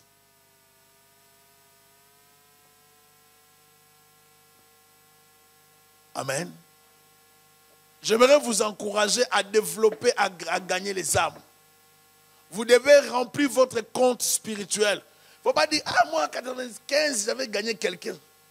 Ou bien en 96, 97, j'avais gagné quelqu'un. Depuis là jusqu'à aujourd'hui. Il faut gagner les âmes. Il faut parler de Jésus-Christ. Ayant ensuite traversé toute l'île jusqu'à Paphos, ils trouvèrent un certain magicien, faux prophète, juif nommé Bar-Jésus. Écoutez, lorsque vous venez de la présence de Dieu et que vous rencontrez un faux serviteur de Dieu, le faux ne va pas vous supporter. Il vous créera plus de problèmes pour vous décourager ou pour vous salir. Parce qu'il n'aura pas le choix. Un faux ne supporte pas les vrais. Un faux commencera à vous combattre sans même faire votre connaissance. Alléluia. Parce que la présence d'un vrai serviteur inquiète le faux. Parce que dès qu'un vrai commencera le ministère, le faux sera démasqué rapidement. Et les faux ne veulent pas qu'on le démasque. Qu'est-ce qu'ils font? Ils se cassent ou ils créent un problème. Ici, on dit, ensuite traversé toute l'île jusqu'à Paphos, ils trouvèrent un certain magicien. Un certain magicien, faux prophète. C'est-à-dire qu'il donnait des prophéties. Il parlait aux gens. J'aimerais dire ceci, que toute personne qui prophétise ne prophétise toujours pas de la part du Seigneur. Lorsque l'Esprit de Dieu vient nous envahir, il nous envahit pour servir Dieu. Tu ne peux pas être loin pour la maison. J'ai reçu une onction pour la maison. Pour travailler dans les couloirs chez nous, pour travailler. Non. L'onction, ce n'est pas pour balayer la maison. L'onction, ce n'est pas pour arranger la maison. L'onction, c'est pour le travail de Dieu. Dieu ne nous oint pas pour qu'on reste à la maison avec l'onction. Dieu nous oint pour les services. Alléluia. J'aimerais élever une dimension aujourd'hui. C'est la dimension de la mission, la dimension de gagner les âmes. Dieu ne nous oint pas pour qu'on croise les bras. Lorsque Dieu nous donne l'onction, c'est pour qu'on parle de lui. Le travail d'évangélisation, ce n'est pas l'affaire d'une équipe. C'est l'affaire de tout chrétien. Tu es né de nouveau, ta famille a besoin de Jésus-Christ. Tu es né de nouveau, ton père, tes frères et sœurs ont besoin de Jésus-Christ. Il faut apprendre à parler de Dieu. Nous devons développer à parler de Dieu dans nos familles. Il faut que tu parles de Dieu dans ta famille pour que ceux de ta famille puissent connaître Jésus-Christ. Est-ce que je parle à quelqu'un? Qui a des frères et sœurs qui n'ont pas encore reçu Jésus-Christ? Et une partie de sa famille qui n'a pas. J'ai une question à vous poser. Avez-vous déjà jeûné pour eux?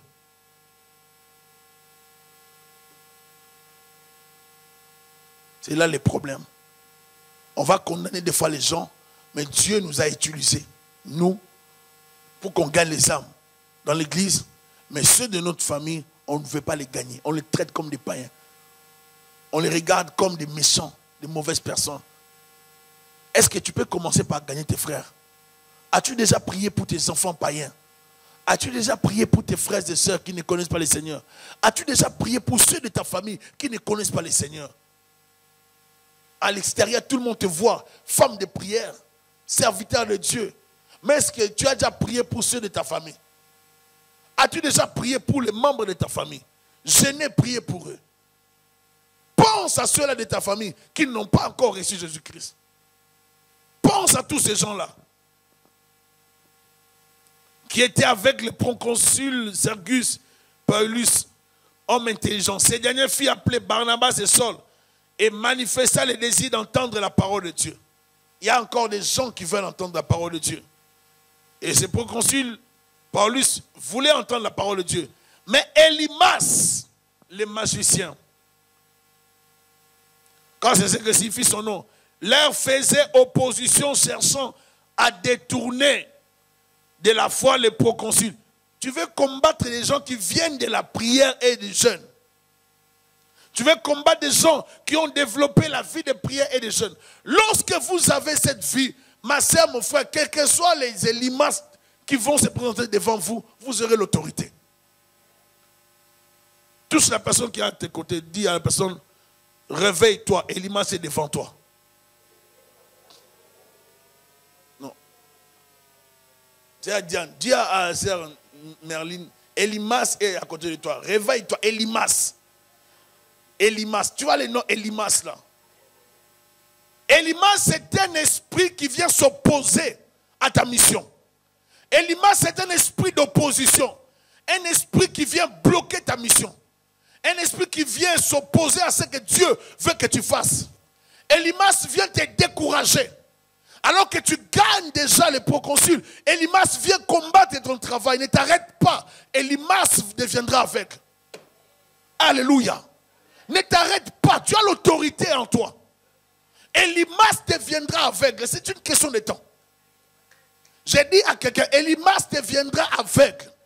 C'est une question de temps. Tu as une mission. Tous ces gens-là qui s'opposent à ta mission, tous ceux qui combattent ta mission, les Elimas qui combattent ta vie, deviendront des aveugles parce qu'ils doivent te laisser passer. Est-ce que je parle à quelqu'un?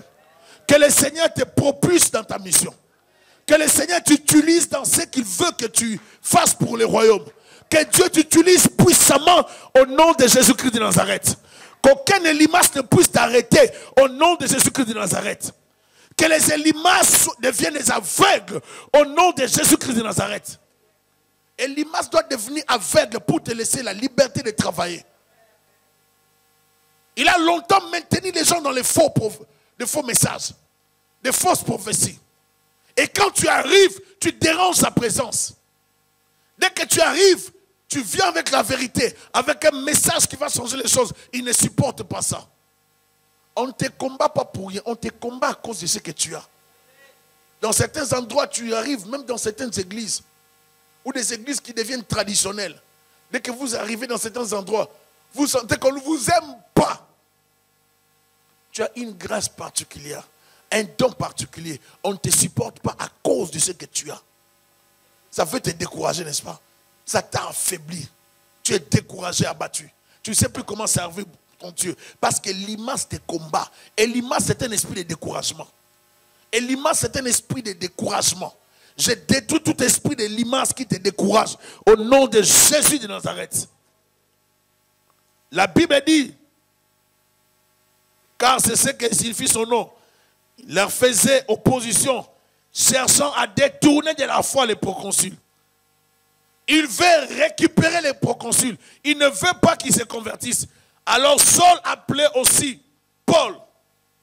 Dis avec moi, rempli du Saint-Esprit. L'autorité spirituelle s'exerce par la plénitude de l'Esprit. Lorsqu'on est rempli de Dieu, c'est là qu'on peut utiliser l'Esprit de Dieu. On peut être utilisé par l'Esprit de Dieu ou bien déclarer des paroles. Est-ce que je parle à quelqu'un?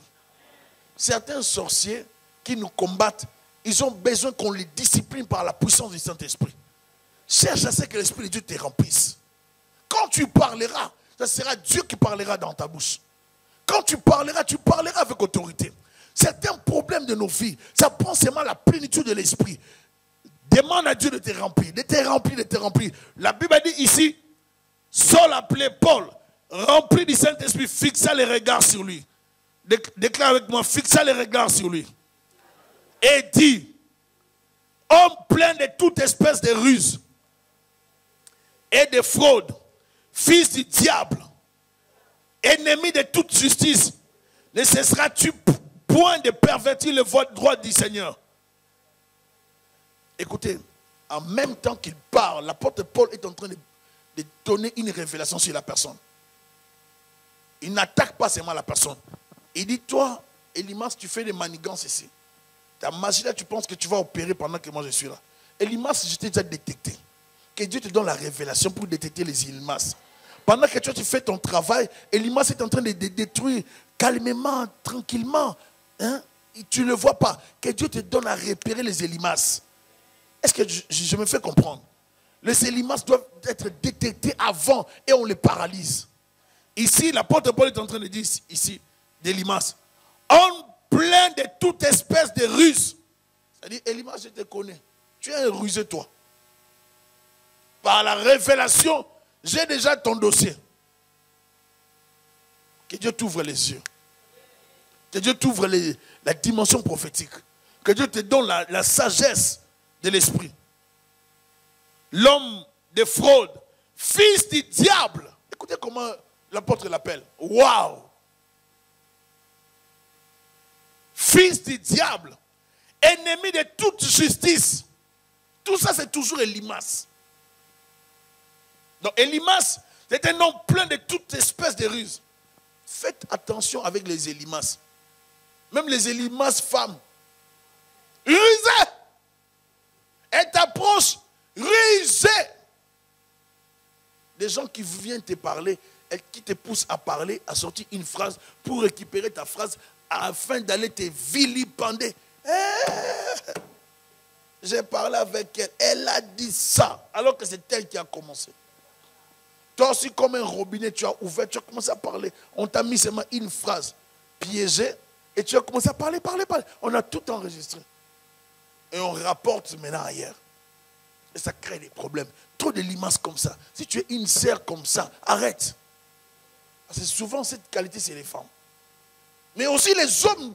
Il y a aussi des hommes qui sont comme ça. Il ne faut pas être comme ça. Est-ce que je parle à quelqu'un? Ne sois pas là pour diviser les gens. Hommes comme femmes. Ne sois pas là pour critiquer les gens. Ne sois pas là pour créer des problèmes. Homme plein de toute espèce de ruse. Une femme en Europe, son mari ne savait pas qu'elle construisait une maison. Elle avait déjà construit la maison et elle a avancé. Rusé! Je chérie, mais tu fais des choses en cachette. Mais ce n'est pas une femme. Il ne faut pas faire des choses comme ça, mes soeurs. On donnait des conseils à une femme par sa famille pour lui dire, le mari n'est pas ta famille. Hein. Ton mari n'est pas ta famille. Il faut avoir les yeux ouverts. Hein? Ça, c'est quel esprit? Je chasse cet esprit au nom de Jésus-Christ. Le mari, c'est ta famille. Ta famille, c'est ton mari. Comprenez-moi bien. Il faut bien dire amen. Ta mari, c'est ta famille, c'est ton mari, c'est ta femme et tes enfants. C'est d'abord ta première famille. Est-ce que vous comprenez? Cette femme a construit une maison. Et un jour, le dossier a atterri sur la table de son mari. Et par erreur, son mari a reçu un coup de fil. On demandait l'argent, je ne sais pas, pour les ciments ou bien pour des choses comme ça. La vérité finira par triompher. Elimas, tu peux faire des prophéties, tu mens. On va t'attraper, Elimas. Et cette femme croyait tromper son mari. La vérité a atterri sur la table de son mari. Et son mari l'attendait. Il y a des gens qui sont rusés. Mon père a acheté un billet pour l'un de ses cousins pour qu'il aille étudier en Suisse. Inscrit déjà pour qu'il aille étudier, faire ses études. Il a reçu les conseils d'un autre de ses amis, d'un de ses amis qui revenait de l'Europe. Cet ami-là lui a dit, tu n'as pas besoin de voyager. Il y a l'argent au Kananga. Il y a l'argent ici. Moi, je viens de là-bas, il n'y a rien en Europe. Et puis, je ne peux pas oublier la phrase de ces messieurs. Et comment est-ce qu'il parlait? Vous savez, quand quelqu'un parle, un bon français qui vient de l'étranger, vous croyez que cette personne peut, même si vous lui remettez de l'argent, cette personne va vous être connue à l'ambassade. L'Afrique. Les messieurs là, il a manipulé les cousins de mon père, tout ça. Et les cousins, mon père lui a fait confiance. Il est allé vendre les billets pour l'Europe. Il a vendu son billet. Il a acheté les billets pour... Regardez les programmes diaboliques. Hein. Ce que je vous dis, c'est vrai. À 1 million de %, j'ai vécu ça chez nous. Il devait aller comme un samedi pour la Suisse. Il a acheté les billets. Il a acheté les billets pour la même date. Posez-moi où? Kananga. Can you believe it? Est-ce que tu peux croire ça? Pas pour la Suisse, mais Kananga. Parce que le programme qu'il a géré l'a amené à croire qu'à Kananga, il allait plus réussir. Alors que lui, il allait là-bas pour étudier. On lui a dit, tu n'as pas besoin d'aller là, il n'y a rien en Europe. viens ici à Kananga, on va travailler, on aura beaucoup plus d'argent. Il est allé là-bas. Jusqu'à aujourd'hui, il s'en est plus sorti. Il rencontre n'importe quoi. Regardez comment les programmes récupèrent les gens. Est-ce que je parle à quelqu'un? Fils du diable, lorsqu'il a fait ça, il était rusé. Il a cru qu'on n'allait pas le savoir. Il a manipulé mon père. Mon père savait que le même samedi là, il partait pour la Suisse. Comme toujours, Dieu sait arranger les choses. Il y a des gens qui sont venus déposer des lettres au Kananga. Et par inadvertance, je ne sais comment, mais ils ne l'ont pas trouvé. Ils ont trouvé mon père. Et mon père a pris les lettres. Regarde, vraiment, c'est Kananga. Kananga. Même pas la Suisse. On dit quoi? C'est en allant maintenant vérifier, comme il n'était pas là, on vérifie dans la valise. On voit vraiment les billets de Kananga. Je ne peux pas oublier le cri de mon père. Rends-moi mon argent. Vous voyez comment les gens... Tu as la ruse, on va t'attraper. Il ne faut pas vivre comme ça. Tu ne peux pas tout le temps mentir, les gens mentir. Créer des problèmes aux gens. Il y aura un jour, Elimas, où Dieu va te révéler. Dieu va t'exposer. Tu seras humilié. Tout le monde saura que tu es Elimas, un faux prophète. Tout le monde saura.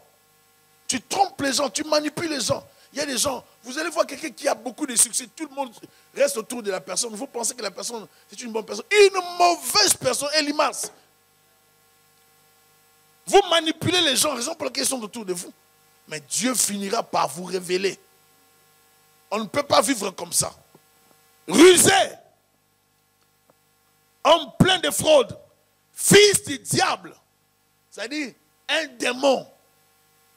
Je sais qu'il apporte un peu dans ton livre. Toi, Elimas, tu es un fils du diable.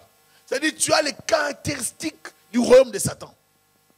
D'un fils du diable. Menteur. Lorsqu'on dit fils du diable, tel père, tel fils, n'est-ce pas? Maintenant, prenez les caractéristiques de Satan, imputez ça à Elimas, vous allez voir Elimas. Ennemi de toute justice, ne cesseras-tu point de pervertir les voies droites du Seigneur? Maintenant, voici la main du Seigneur sur toi. Tu seras aveugle pour un temps et tu ne verras pas le soleil. Aussitôt l'obscurité et les ténèbres tombèrent sur lui. Et il cherchait en tâtonnant des personnes pour les guider. Alors le proconsul, voyant ce qui était arrivé, crut, étant frappé de la doctrine du Seigneur. Alléluia. Certaines personnes croiront lorsqu'ils verront la puissance. Elimas deviendra aveugle. Lorsque la puissance de Dieu vient sur toi, c'est pour la mission. Est-ce qu'on peut dire amen?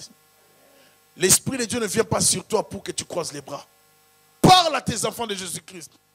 Même s'ils sont plus jeunes, parle de Jésus-Christ. Parle à ton mari de Jésus-Christ.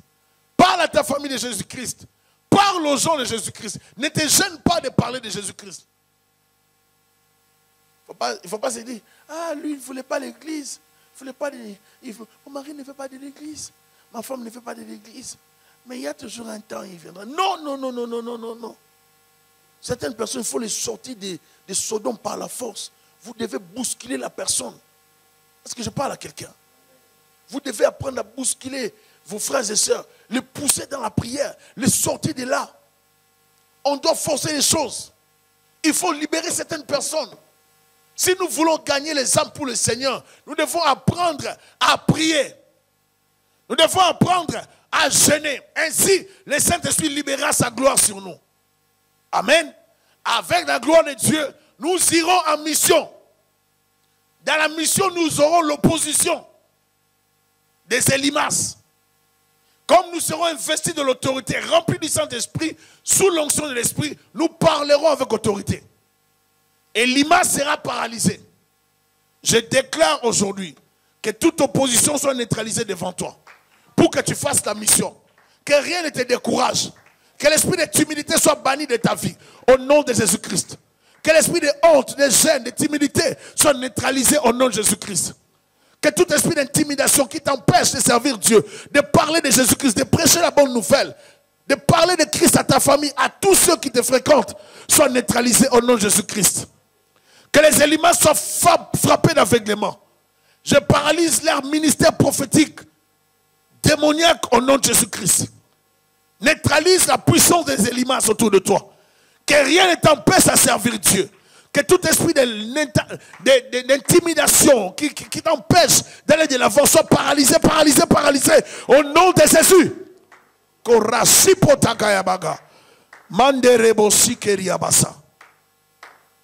Elimas n'a pas le droit de fonctionner avec toi. Elimas n'a pas le droit d'opérer dans ta vie. Là où toi tu opères, Elimas ne peut plus opérer. Là où toi tu fonctionnes, Elimas ne peut pas opérer. Elimas représente les démons. Il représente la sorcellerie. Il représente les puissances d'opposition.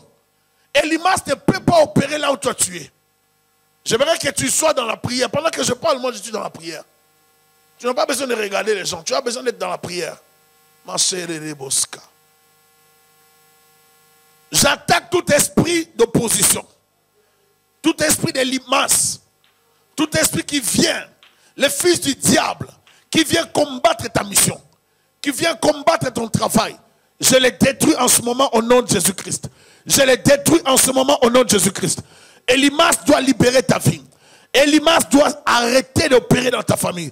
Je détruis, je paralyse Elimas. Je détruis, je paralyse Elimas. Déclare avec moi, je paralyse Elimas. Déclare avec moi. Ne dors pas, déclare avec moi. Je paralyse Elimas. Nous sommes venus prier. Barasi pora katabarasi. Manderebo si karabasita. Benderebo si karabasita. Déclare avec moi, je paralyse Elimas. Je paralyse Elimas. Elimas n'a pas de pouvoir dans ma vie. Je le paralyse. Je le détruis. Tout esprit de découragement, d'intimidation, je le détruis. Je le bannis de mon chemin. Au nom de Jésus. Libérez ma vie. Libérez mon chemin. Je refuse la lourdeur spirituelle. Je refuse la négligence de la prière. La négligence des jeunes. Au nom de Jésus. Je me donne à Jésus. Je me consacre au Seigneur. Très cher Saint-Esprit, viens me couvrir par ta puissance. Viens me couvrir par ta présence. J'ai besoin de toi. Elimas n'a pas de place dans ma vie. Au nom de Jésus-Christ. Elimas n'a pas de place dans ma vie. N'a pas de place dans mon ministère. N'a pas de place dans ma vie. N'a pas de place dans mon travail. Tout esprit d'Elimas qui vient me décourager, qui vient s'opposer à ma mission, à mon travail, je les détruis, je les frappe d'aveuglement, je les paralyse. Libérez mon chemin, libérez ma voie, libérez ma route au nom de Jésus. Elimas doit partir. Elimas est neutralisé. Je le neutralise maintenant. Je le neutralise maintenant au nom de Jésus. Mon sakarabasi paraka. Elimas veut te décourager de servir Dieu. Elimas c'est toute influence qui vient te décourager à servir Dieu.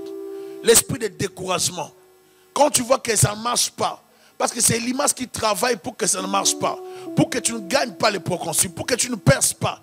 Elimas c'est un esprit de murmure, un esprit de ruse, un esprit qui vient opérer pour te déstabiliser. Elimas doit partir. Ça tu deviens aveugle. Mais il ne peut plus opérer. Tu ne peux pas cohabiter avec Elimas. Tout esprit qui combat ta vie, qui combat ta vie, qui combat ta mission sur la tête, ta destinée. Tu as des projets, tu as des choses que tu veux faire. Tu veux servir Dieu. Mais il y a de l'échec. Il y a un découragement qui vient d'Elimas. Ça t'a découragé. Tu n'as plus la force. Tu es découragé, déstabilisé. Parce qu'Elimas vient avec un autre message. Du désespoir. Il veut te montrer que le proconsul ne sera pas gagné. Il veut te montrer que tu ne pourras pas remporter la victoire dans cette situation, dans cette affaire. Il veut te montrer que tu ne pourras pas aller de l'avant. Il veut te montrer que tu travailles en vain. J'ai détruit l'esprit d'Elimas en ce moment. J'ai détruit l'esprit d'Elimas en ce moment. Je paralyse l'esprit d'Elimas. Je frappe d'aveuglement. Elimas, tu n'as pas de pouvoir. Nous te détruisons maintenant. Tu libères le chemin. Tu libères le travail. Tu libères le chemin. Tu laisses le chemin de ma soeur. Au nom de Jésus, le chemin de mon frère est libéré. Elimas n'a plus de pouvoir.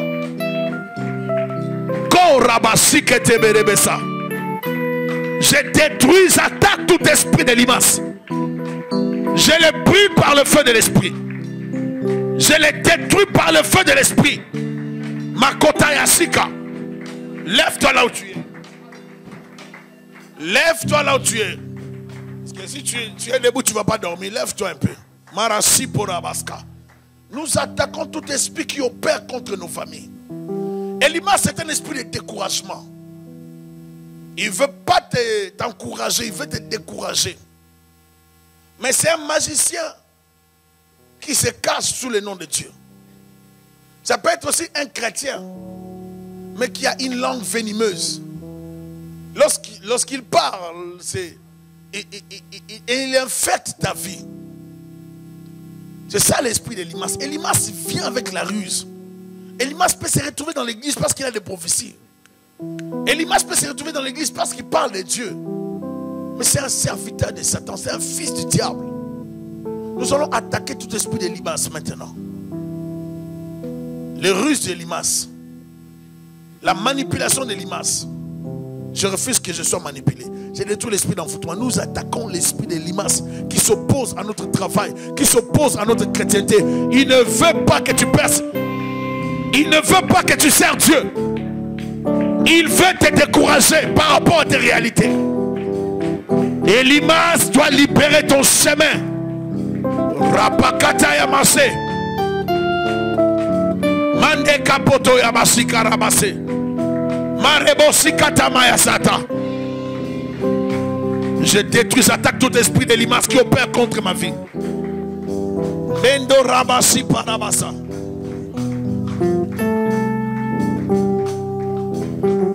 Berebesi Parabasa. Elimas ne veut pas que tu travailles pour Dieu. Elimas ne veut pas que tu sers Dieu. Il ne veut pas te voir prospérer. Nous les déstabilisons. Tout esprit qui vient nous influencer, nous décourager à servir Dieu, nous décourager à craindre Dieu, nous décourager à vivre dans la parole, je les détruis en ce moment. Je les paralyse en ce moment. Au nom puissant de Jésus. Au nom puissant de Jésus. Au nom puissant de Jésus. Au nom puissant, au nom puissant, au nom puissant. Libère nos vies. Marekata Yasipota Marika. Kelele Sarebo Sikate Marika. Mande Berebe Sepre Keriabasa. Alléluia. Marerebo Sapra Katerebo Serebo Saka. Je détruis tout esprit de limace. Que cela te libère. Elimas vient t'intimider. Il veut te décourager. Il veut te convaincre que tu n'iras pas de l'avant. Elimas vient te décourager. Que tu ne feras pas le poids. Je le paralyse et je le frappe d'aveuglement. Toi, esprit impur, qui vient décourager ma vie. Elimas, tu n'as pas de pouvoir. Avec des faux messages. Et Katorobosi Katabayasa. Alléluia. Sandekoya Sepe. Tout esprit d'Elimas qui travaille par la ruse pour te détruire, te décourager, te déstabiliser, je les détruis maintenant. Je les paralyse en ce moment. Je les détruis, je les détruis, je les détruis, je les détruis. Mandreke Potakaya Sepere Shindaraba Kolobosi. Mandre Poko Sekerima Sepo Rabaya Saka. Seporia Saka. J'attaque Elimas. Je détruis Elimas. Je paralyse Elimas. Au nom de Jésus. Au nom de Jésus. Toi, esprit de découragement.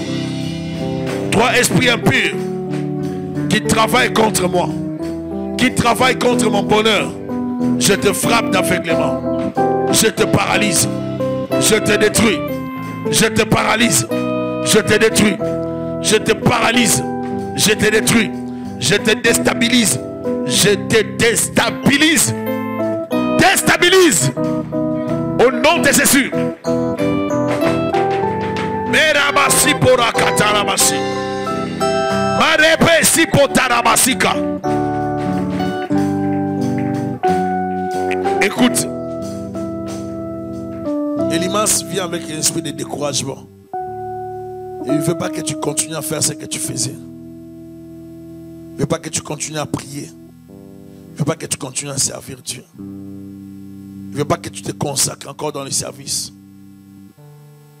Malgré que l'Esprit de Dieu est en toi, il t'a envahi, il t'a rempli. Elimas veut te décourager. Mais dans ta bouche, Dieu a mis des paroles d'autorité. Tu n'as qu'à parler, Elimas deviendra aveugle. Nous allons frapper d'aveuglement tout esprit impur qui travaille contre nos vies, qui surveille nos vies, esprit de contrôle et surveillance maléfique. Ils ne veulent pas te voir travailler pour Dieu. Ils ne veulent pas te voir percer dans la vie, avancer dans ce que tu es censé faire. Tu as l'onction de Dieu. Tu es déjà envahi par le Saint-Esprit. Maintenant, parle avec l'autorité qui est en toi. Nous sommes en train de parler maintenant. Nous parlons pour nos vies. Parlons pour nos familles. Parle au nom de Jésus. Je prends autorité et je parle à tout esprit d'opposition, tout esprit qui vient pour décourager mes bien-aimés. Nous décourager, je les détruis, je les paralyse. Le diable n'a pas de pouvoir dans ta vie. Il n'a pas de pouvoir dans ta famille.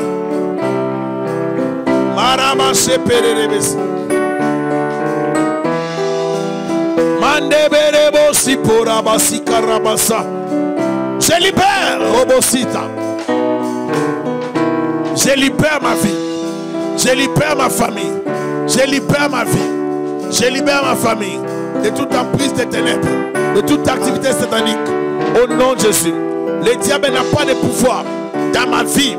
Elimas, je te détruis. Elimas, je t'attaque. Sors de mon chemin. Libère mon chemin. Je viens te frapper d'aveuglement. Je viens te frapper d'aveuglement. Je te frappe, je te frappe, je te frappe. D'aveuglement au nom de Jésus. Tu libères mon chemin. Et rebosi katarabasike. Lipotarabasi karabasa. Lebrekorabasi karabasa. Déclare après moi. Au nom de Jésus. Je paralyse Elimas et ses œuvres. Je les frappe d'aveuglement. Tout esprit impur qui travaille contre ma vie, contre mon ministère, contre ma mission, contre ma destinée sur la terre, je les frappe d'aveuglement. Je les neutralise, je les détruis, je les paralyse au nom puissant de Jésus-Christ. Libérez ma vie, libérez mon chemin, car j'ai un travail à faire. Libérez ma vie au nom de Jésus. Au nom de Jésus, sortez de mon chemin. Au nom de Jésus-Christ. Découragement, je te détruis. Distraction, je te détruis. Libérez ma vie. Libérez ma vie. Libérez mon esprit. Libérez mon esprit. Au nom puissant de Jésus, nous acclamons celui qui nous donne la vie. Nous acclamons. Et nous parlons à Dieu. Nous lui disons merci pour la victoire qu'il nous a donnée. Sur les géants, sur Elimas, nous t'acclamons Jésus. Merci pour la grâce. Merci pour cette nuit. Merci pour tout ce que tu fais. Blakata brakate berebo